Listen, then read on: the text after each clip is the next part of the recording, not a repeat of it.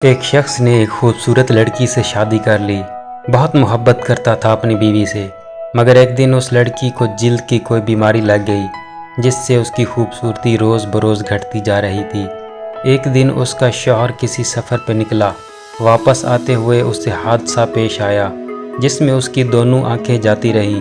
خیر، ان کی ازدواجی زندگی یوں ہی چلتی رہی اور اس کی بیوی کی خوبصورتی مزید گھٹتی رہی، مگر اندھے آدمی کو اس بات کا علم نہیں تھا، لہٰذا ان کی زندگی پر اس کا کوئی اثر بھی نہ پڑا۔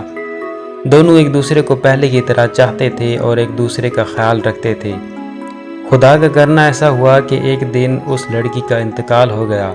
اس کا شوہر نہایت غمگین تھا اس صدمے سے، جس کے باعث اس نے اپنا سب کچھ فروخت کر ڈالا اور اس شہر کو چھوڑ کر کسی دوسرے شہر جانے لگا۔